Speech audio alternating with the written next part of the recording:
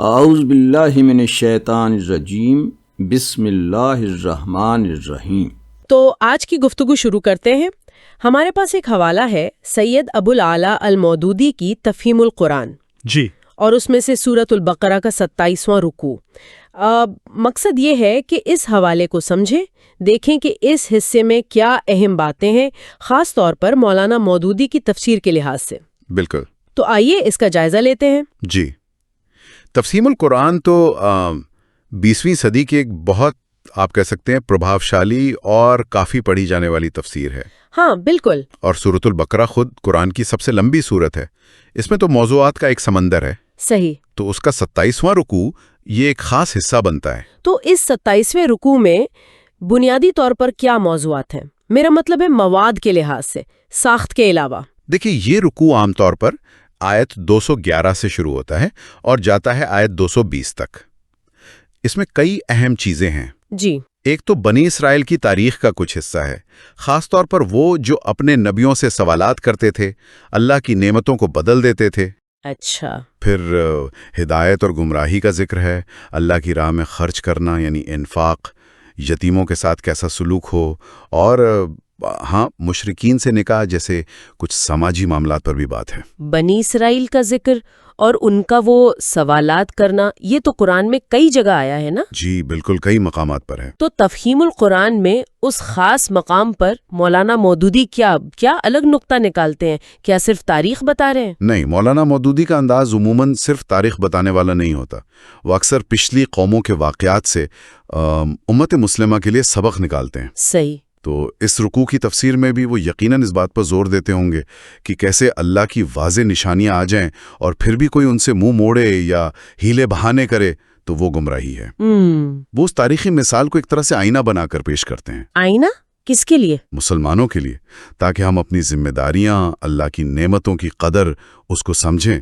جیسے آیت 211 ہے نا، سل بنی اسرائیل۔ جی۔ اس کی تشریح میں وہ یہی واضح کرتے ہیں کہ تاریخ پڑھنا صرف ماضی جاننا نہیں ہے، بلکہ اپنے حال اور مستقبل کے لیے رہنمائی لینا۔ یہ تو بہت دلچسپ بات ہے کہ تاریخ کو حال سے جوڑنا۔ اچھا، اسی رکوع میں آپ نے کہا انفاق کا بھی ذکر ہے، اللہ کی راہ میں خرچ کرنا۔ جی۔ اس پر مودودی صاحب کیا خاص بات کہتے ہیں؟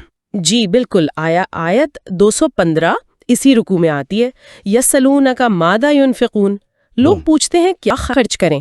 ہاں، تو قرآن کہتا ہے قل ما انفقتم من خیر فللوالدین۔ مولانا مودودی یہاں صرف یہ نہیں بتاتے کہ کیا خرچ کریں، بلکہ زیادہ اہم سوال کہ کس پر خرچ کریں، اس کی وضاحت کرتے ہیں۔ اچھا، کس پر؟ جی۔ وہ اس آیت کی روشنی میں اسلامی معاشرے میں مال کہاں لگنا چاہیے، حقدار کون ہیں، ان کی ترتیب بتاتے ہیں۔ والدین، قریبی رشتہ دار، یتیم، مسکین، مسافر۔ ان کی تفسیر میں یہ بات بہت واضح ہوتی ہے کہ انفاق صرف کوئی مالی کام نہیں، یہ تو پورے سماج کی بھلائی اور رشتوں کو مضبوط کرنے کا ایک ذریعہ ہے۔ صحیح۔ وہ اسے اسلامی نظام معیشت اور معاشرت کا ایک آپ سمجھیں ستون مانتے ہیں۔ یعنی خرچ کرنے میں بھی ترجیحات ہیں اور وہ دین کا حصہ ہے۔ جی۔ تو روزمرہ زندگی کی بات ہوئی۔ بالکل۔ اچھا، اور اسی میں پھر یتیموں کے بارے میں کیا ہے؟ آیت 220 میں یتیموں کے مال اور ان سے برتاؤ کا ذکر ہے۔ وَيَسْأَلُونَكَ عَنِ الْيَتَامَىٰ، لوگ یتیموں کے بارے میں پوچھتے ہیں۔ جی۔ تو جواب ہے قُلْ إِصْلَاحٌ لَهُمْ خَيْرٌ، ان کے معاملے میں اصلاح یعنی بہتری کرنا بہتر ہے۔ مولانا مودودی اس کی تشریح میں اس وقت کے عرب معاشرے کا پس منظر بھی لاتے ہیں۔ کیسا پس منظر؟ کہ لوگ یتیموں کے مال کے معاملے میں یا تو بہت ڈرتے تھے کہ کہیں کوئی گڑبڑ نہ ہو جائے، یا پھر زیادتی کر جاتے تھے۔ اچھا۔ تو وہ واضح کرتے ہیں کہ قرآن صرف زیادتی سے بچنے کو نہیں کہہ رہا، بلکہ اصلاح کا مطالبہ کر رہا ہے، یعنی ان کے لیے جو بہتر ہو وہ کرو، چاہے ان کا مال اپنے مال میں ملانا پڑے، لیکن نیت ٹھیک ہو، ان کی بھلائی ہو۔ یعنی ایک عملی رہنمائی۔ جی، وہ ایک طرح سے عملی رہنمائی دے رہے ہیں کہ کیسے ڈر اور زیادتی کے بیچ میں ایک صحیح ذمہ دارانہ رویہ اپنایا جائے۔ یہ عملی پہلو تو لگتا ہے تفہیم القرآن کی خاصیت ہے۔ جی، کافی نمایاں ہے۔ اچھا، ایک اور موضوع آپ نے شروع میں کہا تھا، مشرکین سے نکاح کا، آیت 221، وہ بھی اسی رکوع میں ہے؟ نہیں، آیت 221 جو ہے نا، وَلَا تَنْكِحُوا الْمُشْرِكَاتِ تھی، وہ عام طور پر اگلے رکوع یعنی رکوع 28 کا شروع مانی جاتی ہے۔ اچھا جی، رکوع 27 عموماً آیت 220 پر ختم ہو جاتا ہے۔ تھوڑا بہت فرق ہو سکتا ہے مختلف قراتوں یا مصائف میں، لیکن زیادہ تر یہی ترتیب ہے۔ ٹھیک، یہ وضاحت اہم ہے۔ تو مشرکین سے نکاح والا موضوع براہ راست اس 27ویں رکوع میں نہیں ہے۔ تو پھر رکوع 27 کا دائرہ بنیادی طور پر بنی اسرائیل کا رویہ، ہدایت، گمراہی، انفاق اور یتیموں کے معاملات، یہیں تک رہا؟ جی، موٹے طور پہ یہی مضامین ہے۔ اب اگر ہم مولانا مودودی کے مجموعی فکر کو دیکھیں، ان کی فکر میں سماجی اور بعض اوقات سیاسی پہلو بہت نمایاں ہوتے ہیں۔ ہاں، ہوتے ہیں۔ تو کیا اس رکوع کی تفسیر میں بھی اس کی کوئی جھلک ملتی ہے؟ یقیناً ملتی ہے۔ دیکھیں، یہ آیات براہ راست کوئی سیاسی نظام تو نہیں بتا رہے، نہیں، وہ تو نہیں ہے، لیکن مولانا مودودی ان آیات کی تشریح میں جو سماجی ڈھانچے کی بات کرتے ہیں، اخلاقی بنیادوں کی بات کرتے ہیں، وہ ان کے دین کے وسیع تر تصور کا ہی حصہ ہے۔ جیسے انفاق اور یتیموں کے حقوق پر زور دینا، ان کے نزدیک یہ ایک اچھے صالح معاشرے کے لیے لازمی چیزیں ہیں۔ صحیح۔ اور بنی اسرائیل کی مثال سے وہ یہ سبق بھی نکالتے ہیں کہ صرف قانونی نکتہ چینیوں میں پڑ جانا یا اپنے ذاتی فائدے کو اللہ کے حکم پر فوقیت دینا، یہ پوری قوم کو اخلاقی اور روحانی طور پر نیچے لے جاتا ہے۔ تو یہ باتیں بالواسطہ طور پر ان کے اس نظریے کو مضبوط کرتی ہیں کہ اسلام صرف عبادات کا نام نہیں، ایک مکمل نظام زندگی ہے جو فرد اور معاشرہ دونوں سطحوں پر رہنمائی دیتا ہے۔ گویا وہ ان آیات سے بھی ایک مربوط نظام زندگی کے اصول نکال رہے ہیں۔ جی، ایسا کہا جا سکتا ہے۔ یہ بات بھی تو اہم ہے نا کہ ہو سکتا ہے دوسرے مفسرین انہی آیات کو کسی اور طرح دیکھتے ہوں۔ بالکل، یہ تو تفسیر کی خوبصورتی ہی یہی ہے، اس کی وسعت ہے۔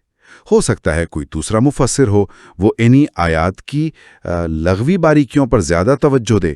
اچھا۔ یا کوئی ان سے فقہی احکام نکالنے پر زیادہ زور دے، جیسے انفاق والی آیت ہے، فقہاء نے اس سے صدقات واجبہ، نافلہ، ان سب کے مسائل پر بحث کی ہے۔ جی بالکل۔ کچھ مفسرین شاید بنی اسرائیل کے قصے کے تاریخی پس منظر پر، اس وقت کے حالات پر زیادہ تحقیق پیش کریں۔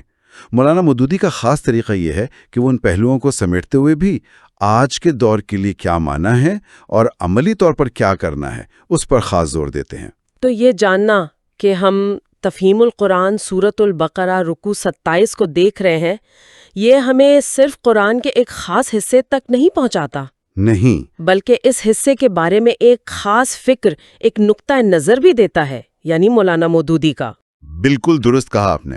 یہ حوالہ ایک چابی کی طرح ہے، یہ صرف متن کے ایک ٹکڑے کو نہیں بتاتا، بلکہ اس ٹکڑے کو سمجھنے کے لیے ایک فریم ورک، ایک زاویہ بھی دیتا ہے۔ یہ قاری کو دعوت دیتا ہے کہ صرف آیت کا ترجمہ نہ پڑھو، بلکہ یہ بھی دیکھو کہ 20ویں صدی کا ایک بڑا مفکر ان آیات کو کیسے سمجھ رہا تھا، ان سے کیا رہنمائی لے رہا تھا اور اپنے زمانے کے مسائل سے کیسے جوڑ رہا تھا۔ اور یہ جو اتنی منظم تقسیم ہے، صورتیں، پھر رکوع اور پھر ان پر اتنی تفصیلی تفاسیر، اس سے یہ بھی پتہ چلتا ہے کہ قرآن کو سمجھنے، اس پر غور کرنے کی روایت کتنی گہری اور منظم رہی ہے۔ یقیناً، یہ تو صدیوں کا علمی سفر ہے۔ قرآن فہمی کی یہ کوششیں ہر دور میں ہوتی رہی ہیں۔ تفاسیر اسی زندہ علمی روایت کا حصہ ہے۔ اور ہر تفسیر اپنے زمانے کا عکس بھی ہوتی ہوگی؟ بالکل، ہر تفسیر اپنے زمانے کے سوالات، اس دور کی علمی سطح، سماجی حالات، ان سب کا عکس ہوتی ہے۔ تفہیم القرآن بھی 20ویں صدی کے خاص حالات، فکری رجحانات، ان کے پس منظر میں لکھی گئی ہے۔ اس کا مطلب تو یہ ہوا کہ صرف متن کو سمجھنا کافی نہیں، بلکہ جس نے تشریح کی ہے یعنی مفسر، اور اس کے زمانے کو سمجھنا بھی ضروری ہو جاتا ہے۔ بلا شبہ، کسی بھی تفسیر کو پڑھتے ہوئے یہ دیکھنا کہ مفسر کا طریقہ کیا ہے، ان کا علمی پس منظر کیا تھا، ان کے زمانے میں کیا بڑے خیالات چل رہے تھے، کیا چیلنجز تھے، یہ سب جاننا ہماری سمجھ کو اور گہرا کرتا ہے۔ صحیح۔ اس سے ہمیں اندازہ ہوتا ہے کہ مفسر نے کچھ باتوں پر کیوں زیادہ زور دیا اور کچھ پہلوؤں کو شاید کیوں کم اہم سمجھا۔ یہ ایک طرح سے تنقیدی مطالعہ کہلاتا ہے۔ یہ تو واقعی گہری بات ہو گئی۔